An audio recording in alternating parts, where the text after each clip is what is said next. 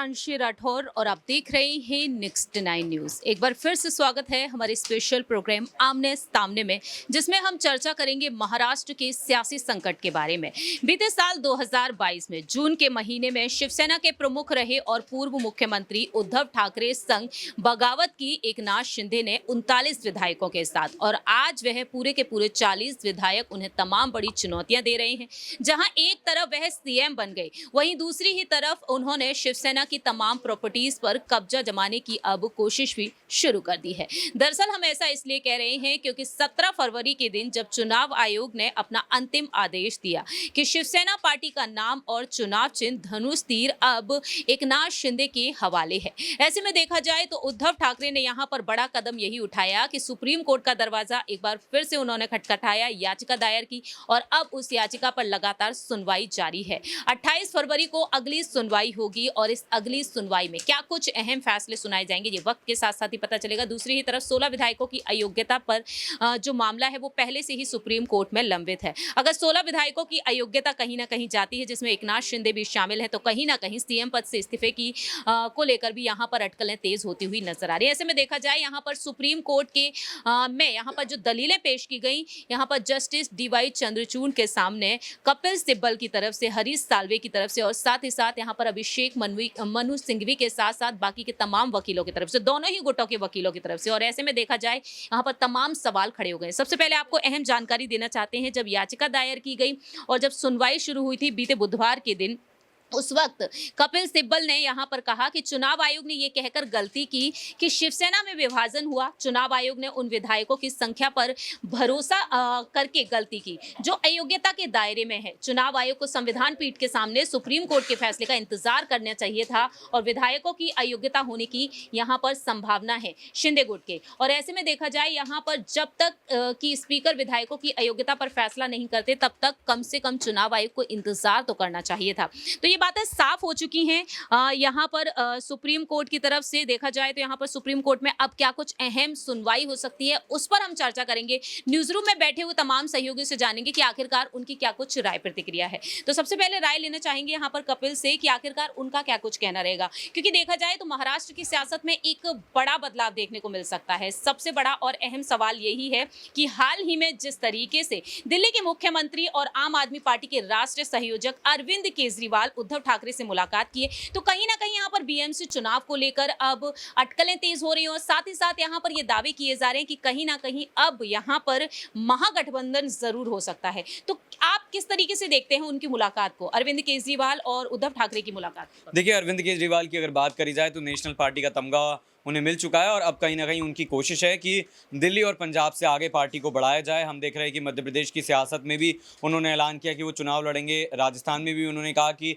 तमाम सीटों पर चुनाव लड़ेंगे। तो कहीं ना कहीं महाराष्ट्र में बीएमसी का बड़ा चुनाव है। और दूसरी तरफ अगर आप ये भी देखें कि वो चुनाव अगर हार भी जाते हैं तो उन्हें चर्चाएँ मिल रही हैं, यानी कि सबसे बड़ी ज़रूरी बात यह है कि या तो सीटें मिले या चर्चा मिले। और अरविंद केजरीवाल जो है वो पिछले लगभग 10 सालों से जिस तरीके से पार्टी को लेकर आगे बढ़ रहे हैं, वो वादे करते हैं और जनता भी कहीं ना कहीं उन पर भरोसा जता रही है। यही एग्जाम्पल था कि दिल्ली से निकलते हैं, पंजाब पहुंचते हैं, फिर पंजाब के बाद वापस जब दिल्ली आते हैं तो तमाम सीटें जीते हुए जो नगर निगम के चुनाव होते हैं उसमें नजर आते हैं। मेयर भी उनकी बन चुकी हैं।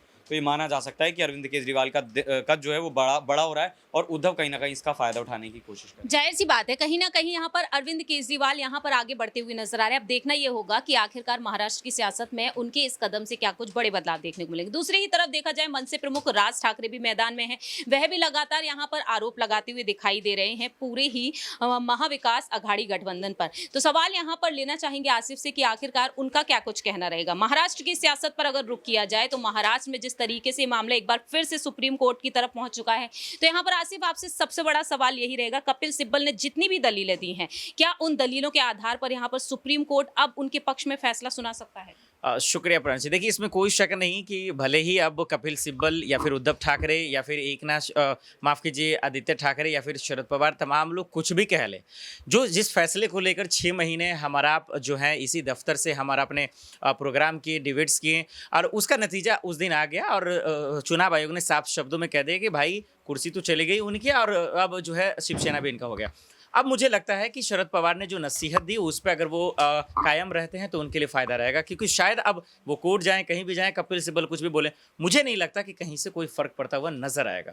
आपके मुताबिक असली शिव सैनिक कौन कहलाते हैं? देखिए, अब मुताबिक की बात यह नहीं है, क्योंकि देखिए कोर्ट और कानून दरअसल दस्तावेज देखकर फैसला सुनाते हैं। इमोशंस में आके फैसले सुनाएंगे तो फिर गुनहगार को भी जो है ये साबित कर दिया जाएगा। तो वहां पे दरअसल अभी एकनाथ शिंदे के पास विधायक हैं, उनके पास बहुमत है, लाजमी है कि फैसला उन्हीं के हक में आना था और आया भी। जैसा कि यहाँ पर आसिफ ने अपनी बात रखी है, आगे हम राय लेना चाहेंगे दीपक से कि आखिरकार उनका क्या कुछ कहना है, क्योंकि उद्धव ठाकरे के इस्तीफे पर अब सवाल खड़े हो चुके हैं। 29 जून की रात अचानक से जो उन्होंने इस्तीफा दे दिया, क्या उनका इस्तीफा दिया जाना बिल्कुल सही था? क्या वाकई में उन्होंने जल्दीबाजी की थी? दूसरी ही तरफ राज्यपाल पर भी सवाल खड़े हो गए। भगत सिंह कोश्यारी जो राज्यपाल पद से इस्तीफा दे चुके हैं और दावा यही रहा है कि आखिरकार उन्होंने वक्त क्यों नहीं दिया। 12 जुलाई तक का वक्त उन्हें देना चाहिए था, जिससे कि यहाँ पर अच्छे तरीके से यहाँ पर फैसला लिया जा सकता था। तो उद्धव को तो सवाल हमारा दीपक से रहेगा कि आखिरकार उनका क्या कुछ कहना है। क्या वाकई में यहाँ पर उद्धव ठाकरे ने बहुत ही जल्दी कर दी इस्तीफा देने में, और यहाँ पर राज्यपाल ने जो फैसला लिया वो वाकई में गलत था? देखिए, उद्धव ठाकरे चाहते थे कि सीएम कुर्सी को लेकर लड़ाई ना हो, महाराष्ट्र में जंग ना छिड़े। उन्होंने उस वक्त एक बयान भी दिया था कि मैं नहीं चाहता कि शिव सैनिक आपस में एक दूसरे का खून बहाएं, क्योंकि कुछ शिव सैनिक ऐसे हैं जो उद्धव ठाकरे का समर्थन करते हैं, कुछ शिंदे का समर्थन करते हैं और कुछ अन्य नेताओं का समर्थन करते हैं। तो हर कोई अपने नेताओं को आगे बढ़ाने के लिए एक दूसरे के खिलाफ बयानबाजी करता है। यहाँ पर वो बात नौबत हाथापाई तक आती है यहाँ पर। इसलिए उद्धव ठाकरे ने साफ कहा था इस्तीफा देते वक्त कि वो नहीं चाहते कि सीएम कुर्सी को लेकर यहाँ पर किसी के बीच हाथापाई हो, खूनम खान हो। तो इसलिए उन्होंने सीएम पद से इस्तीफा दिया था। वो भी हंसते हंसते इस्तीफा दिया, क्योंकि उन्होंने ये जता दिया था कि उन्हें सीएम पद की लालसा नहीं थी। तो ये उनका एक मकसद था। आपको ये कह रहा है कि जल्दबाजी में दिया, तो जल्दबाजी में नहीं था, सही समय पर था, क्योंकि शिंदे जिस तरीके से अपना रूप दिखा रहे थे वो वापस आने को तैयार नहीं थे। बहुत विनती विचार विमर्श कर लिया गया। और अगर आप देखिए, शिंदे उद्धव को इस्तीफा दिए हुए 24 घंटे भी नहीं हुए थे। 24 घंटे से पहले ही एकनाथ शिंदे ने, क्योंकि जो 29 तारीख थी उसकी करीब रात के करीब 10-11 बजे इस्तीफे का ऐलान हुआ था और अगले 30 तारीख को करीब 5-6 बजे शपथ ले ली गई थी। तो 24 घंटे से पहले अगला सीएम बदला जा चुका था। तो ये सोची समझी साजिश कहेंगे। आखिरी सवाल यहाँ पर ये रहेगा दीपक, जिस तरीके से यहाँ पर इस्तीफा दिया गया और साथ ही साथ यहाँ पर राज्यपाल का फैसला भी रहा, लेकिन यहाँ पर अदालत में जो हमने देखा, कोर्ट में देखा, बहसबाजी देखने को मिली। जितनी भी मांगे की गई सिब्बल की तरफ से, आपको लगता है उन मांगों पर अच्छे से विचार विमर्श करके कोई फैसला जरूर सुना जाएगा चुनाव आयोग के खिलाफ? देखिए, चुनाव आयोग के खिलाफ क्या ही फैसला करेंगे जब चुनाव आयोग को फैसला खुद कोर्ट ने सौंपा था। जस्टिस चंद्रचूड़ ने साफ कहा था कि शिवसेना पर फैसला चुनाव आयोग ही लेगा। तो अब चुनाव आयोग के फैसले पर कोर्ट क्यों ही सवाल खड़े करेगा? तो ये भी गौर करने वाली बात है। अगर सवाल खड़े करने होते तो जो याचिकाएं उद्धव ठाकरे दर्ज करा रहे थे, सुप्रीम कोर्ट गए थे, उन्हीं याचिकाओं पर गौर करके तभी फैसला ले लिया जाता। लेकिन जैसा कि यहाँ पर आसिफ सर ने साफ कहा कि उनके पास समर्थन अच्छा खासा है और इस बार चुनाव आयोग ने अपनी दलीलें साफ रखकर फैसला सुनाया। तो ये फैसला उद्धव के खिलाफ ही नजर आ रहा है, क्योंकि उद्धव के पक्ष में विधायकों की संख्या बहुत कमजोर थी।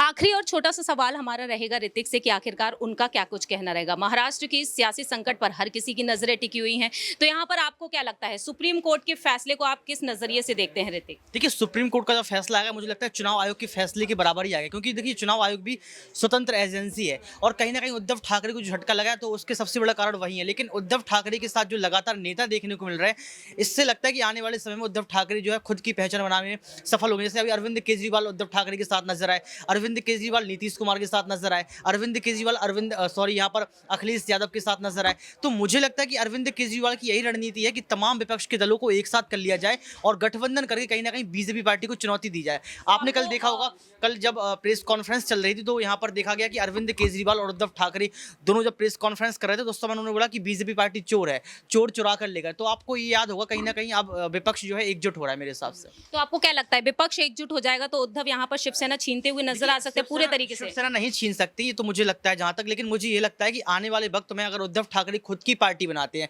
खुद की पार्टी का निर्माण करते हैं, खुद का कोई चुनाव चिन्ह लेकर आते हैं, तो कहीं ना कहीं उसके प्रचार प्रसार में तमाम विपक्ष के दल एक साथ आएंगे और उद्धव ठाकरे को बढ़ाने का प्रयास करेंगे।